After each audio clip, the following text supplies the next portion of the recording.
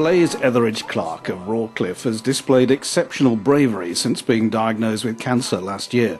The 4-year-old's already survived a 9-hour operation to remove part of a tumour from his brain, and he's now undergoing 12 months of intensive chemotherapy. It's been a terrible time for his mum and dad, Tony and Teresa, who also have a 5-year-old and 2 toddlers. But despite being in constant pain and spending lengthy stays in hospital, Blaise never feels sorry for himself and has never complained. All right, buddy, your turn. Meet you behind the shrub. Well, I don't know how Blaise copes with it because he has been through so much. He's had brain surgery, pneumonia, septicemia, he has intensive chemotherapy, it's constant hospital, and he is so strong. It is a real battle, and it's tiring, and it must make him feel really ill, but he never complains.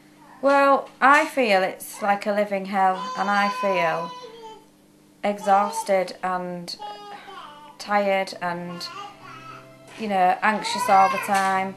But we've got to give him a chance at life, and so we're just getting through day by day, really.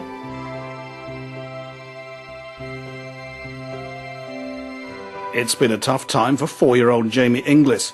The youngster from Elvington has proved to be a tough little fighter, despite having to travel abroad for treatment. He's nominated for his courage in his battle against the condition.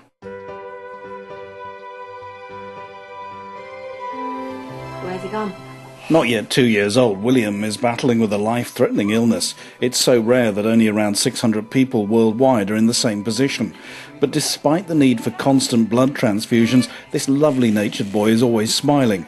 And it's his courage and sense of fun that helps his mum and dad cope with the situation.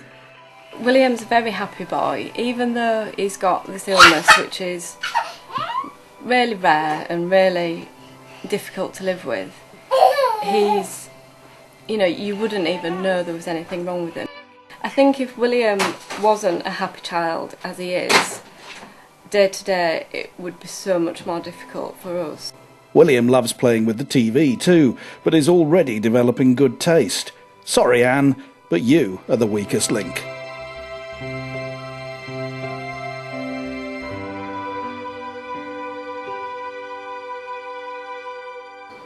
Blaise Etheridge Clark, William Rhodes, and Jamie Inglis.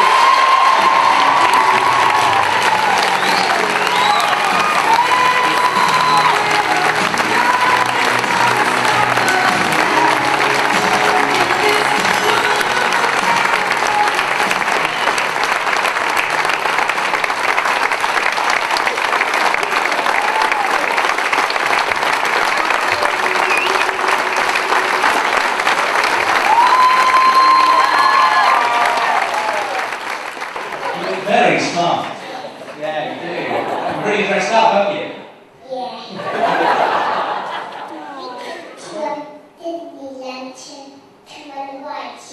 You're going to Disneyland? Or you've been to Disneyland? Already. Already? What was your favourite ride? Well, I went on a roundabout finish. Fantastic. It sounds like great fun. You're having a good time here, aren't you? I can tell. Go through the way. Like that.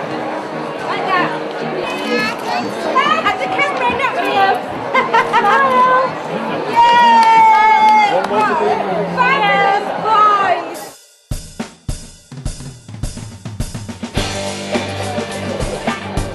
Michelle and Claire are administrators at the Cancer Care Centre. They work hard fundraising and making sure that cancer patients in York have endless support and advice to help them cope with their lives. The centre is for anybody to come along, whether they're experienced cancer themselves or whether it's their family or friends. They can come in for information, a cup of tea, or we can help them with all aspects of their finances. We're just here for whatever they want us to do for them. Lorraine Kerr provides a lifeline to children with disabilities and their families. Nominated by one of the parents, Lorraine is described as a rock in a stormy sea. We have a Time for You session, and it's once a month here at the Hobmore Children's Centre, and that's for parents who have children usually under 5 who want to come and have some time and space to share with other parents what it may mean having a child with disability. And the final nomination in this category, Nicola Barker, Deputy Sister of Ward 11 at York Hospital. Her nomination is for her determination to raise awareness of vascular disease. And the winner is Lorraine Kerr. My job's a privilege for me. I love it, and it's very different every day, but being part of a family and sharing those joys and sadnesses is a great, it's a wonderful job. Edible York is working to create a whole network of community vegetable gardens right across York. This is our first garden on land donated by the council, and the idea is that we're taking over unused pieces of land and completely regenerating them and making the communities, neighbourhoods around them feeling like they've got some ownership of the land. I'm just making some signs here so that everybody walking past can be aware of the different plants that are going in the garden, because I think a lot of these plants aren't instantly recognisable to people. We've got Swiss chard, which is the beautiful kind of yellow and red stemmed plant, a bit like spinach. We've got lots of courgettes.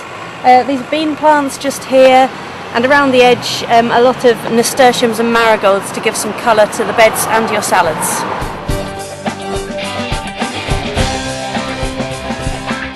A nomination also goes to the Friends of Fulford Community Orchard, a group of people who brought a neglected orchard back to life, even uncovering endangered species.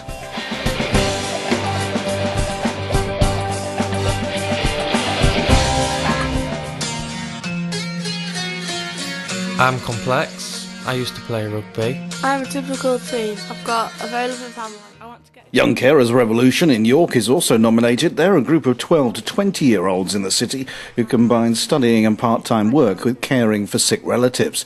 They're nominated for their inspirational media campaign to raise awareness of the needs of young carers.